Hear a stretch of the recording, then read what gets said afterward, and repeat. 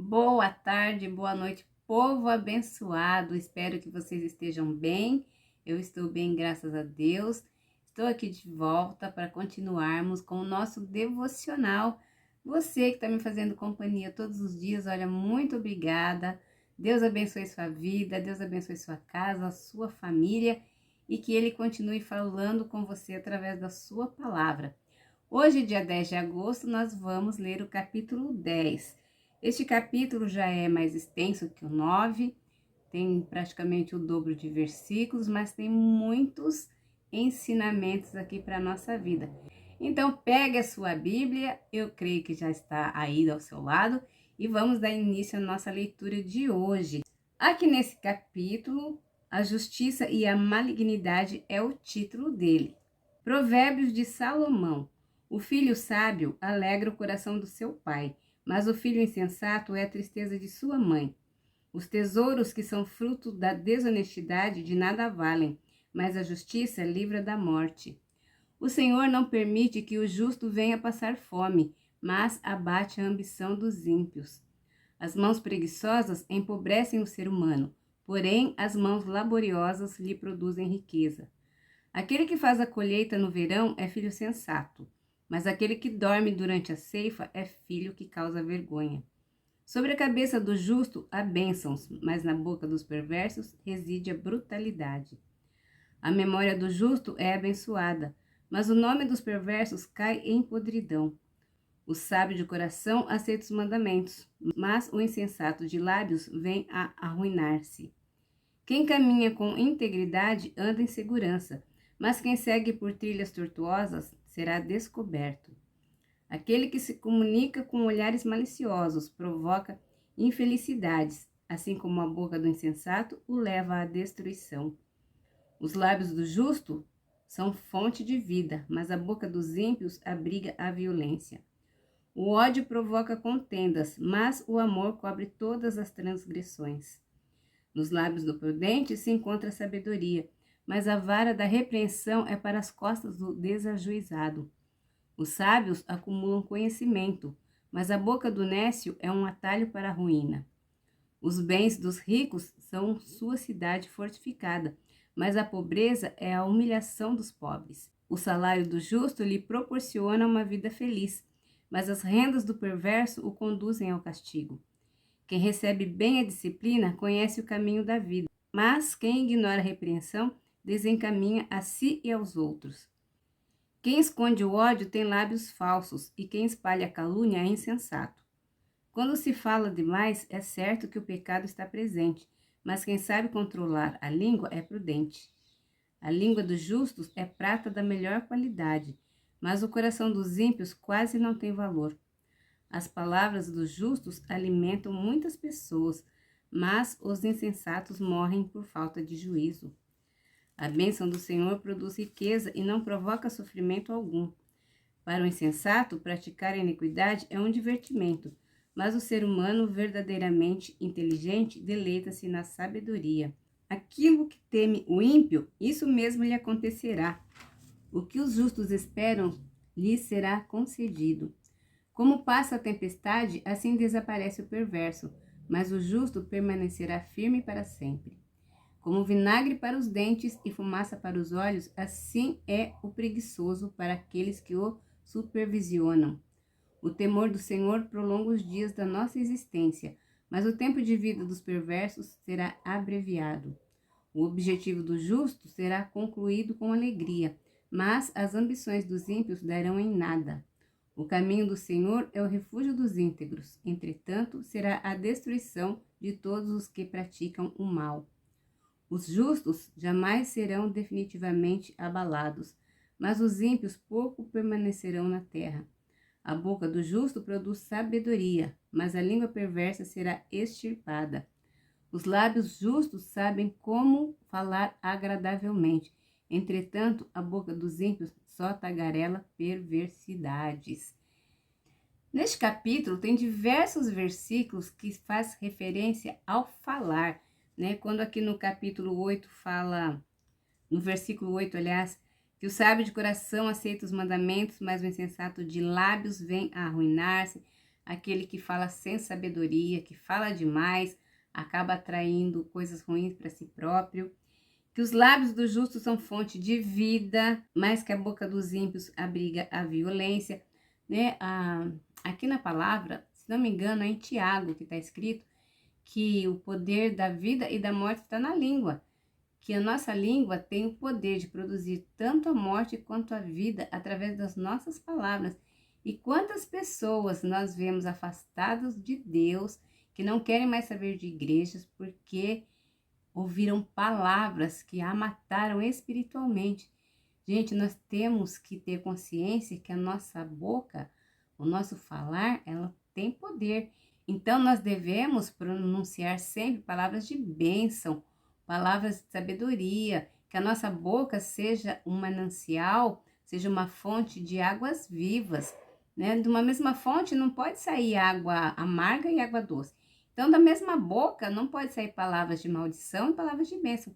Como que a gente pode estar na igreja louvando a Deus e na nossa casa, na nossa vizinhança, a gente está proferindo palavras de maldição contra o nosso próximo, contra o nosso vizinho, contra os nossos filhos, contra o nosso esposo? A nossa casa, a nossa família é o nosso primeiro ministério e é o lugar onde nós devemos dar os melhores testemunhos, porque as pessoas que convivem conosco, elas é que nos conhecem, elas que estão no dia a dia junto com a gente, né? Elas que comem 1 quilo de sal com a gente. Então, nosso primeiro ministério, nosso primeiro testemunho é dentro da nossa casa. E muitas vezes é o lugar onde a gente mais profere palavras de maldição, palavras que machucam, que magoam, palavras que matam. No versículo 13, diz assim: nos lábios do prudente se encontra a sabedoria, mas a vara da repreensão é para as costas do desajuizado. Se a nossa boca produz coisas boas, nós nunca vamos ser castigados por isso, pelo contrário. Mas aquele que é tolo no falar, que não tem sabedoria nenhuma, que fala o que pensa, sabe esse negócio de, eu sou sincero mesmo, eu falo o que eu penso, eu sou assim. Não, gente. Nem tudo que a gente pensa, a gente pode ou deve falar. Muita coisa nós temos que guardar para nós mesmos, porque nós seremos réu das nossas palavras. Se não me engano, é Mateus que está escrito que pelas nossas palavras nós seremos justificados ou não, ou seremos punidos. Então, nós temos que vigiar muito a nossa boca. Quando se fala demais, é certo que o pecado está presente, mas quem sabe controlar a língua é prudente. Olha, o silêncio vale ouro. Então, muitas vezes a gente ganha uma guerra, no silêncio. Outras vezes nós não somos abençoados porque a gente fala demais.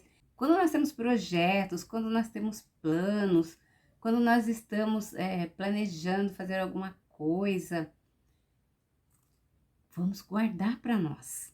Irmãos, vou falar uma coisa aqui para vocês. Nem todo mundo que é nosso amigo, que é nosso irmão em Cristo, quer ver o nosso bem, não. Sabia?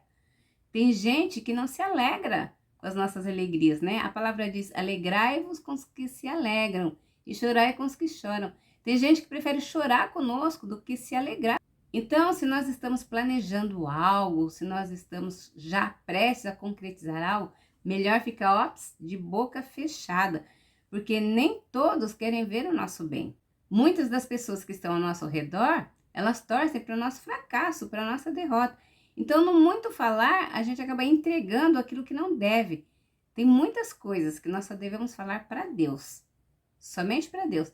E os nossos planos, somente quando estiverem concluídos, que nós devemos espalhar para as outras pessoas. Não espalhar, né? Mas assim, contar, dar testemunho, porque aí já está concretizado, não tem mais como dar errado. No 20 diz que a língua do justo é prata da melhor qualidade, mas o coração dos ímpios quase não tem valor. Por quê? Porque a língua do justo, ela profere palavras de bênção, palavras que trazem esperança, palavras que geram vida, que trazem conforto, né? Quantas vezes nós precisamos de uma palavra, de uma pessoa, de um conselho, e essa pessoa é enviada por Deus e ela conversa com a gente. E às vezes a gente nem precisa contar o que a gente está sentindo, mas com aquilo que a pessoa falou, já melhora o nosso dia, a gente já começa a sorrir. Por isso que a língua do justo é prata da melhor qualidade. Porque, gente, prata é um metal nobre. Então, falar do justo também tem muito valor. No versículo 32 diz que os lábios justos sabem como falar agradavelmente. Entretanto, a boca dos ímpios só tagarela perversidade. Quando eu dava aula, eu falava para os meus alunos o seguinte, que Deus nos criou com 2 ouvidos e uma boca. Para quê? Para a gente saber ouvir mais e falar menos. Então, nós, quando ouvimos certas coisas, nós temos que filtrar e reter só o que é bom. Tem muita gente que cresce num lar ouvindo palavras de derrota. Tem muitos filhos que são criados ouvindo, mas você não presta, você não sabe nada, você é burro, você nunca vai ser alguém na vida. E essas palavras vão penetrando no coração da pessoa e elas passam a acreditar nisso. E no futuro, realmente, elas se tornam pessoas fracassadas. Por quê? Porque elas ouviram a vida inteira que elas não dariam em nada, que elas não prestavam para nada. E elas acreditaram nisso. E a nossa palavra tem poder. Então, a nossa boca precisa proferir somente palavras de bênção, que tragam esperança. Mas o versículo que me chamou mais atenção em todo esse capítulo foi o versículo 12, que diz que o ódio provoca contendas, mas o amor cobre todas as transgressões. Onde que nós vemos o maior exemplo de amor cobrindo transgressões, cobrindo pecado?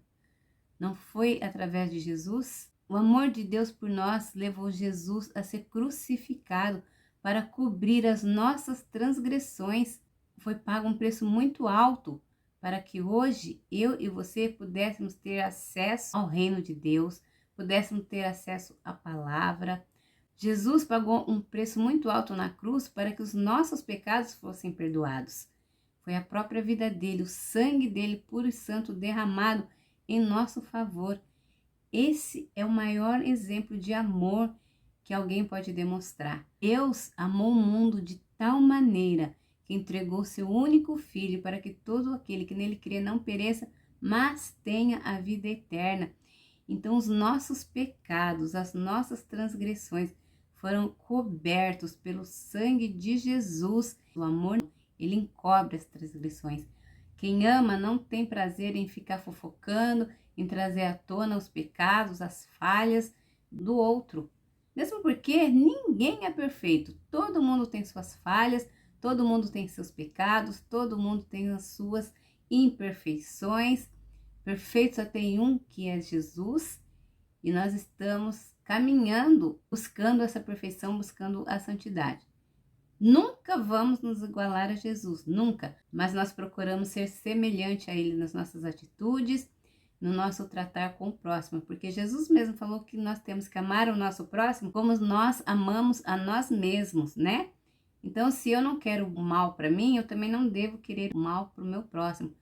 Se eu quero ouvir palavras boas, eu tenho que proferir palavras boas.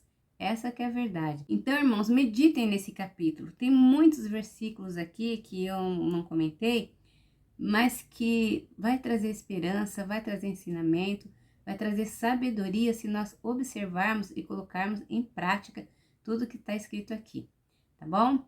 Então, fiquem todos com Deus. Amanhã, se o Senhor nos permitir, estaremos de volta para a leitura do capítulo 11, aprendendo cada dia mais com Salomão, aprendendo cada dia mais com o livro de Provérbios. Agora é só colocar em prática tudo que nós estamos lendo e aprendendo aqui para que a nossa vida seja melhor e para que nós possamos cada dia mais agradar ao nosso Deus.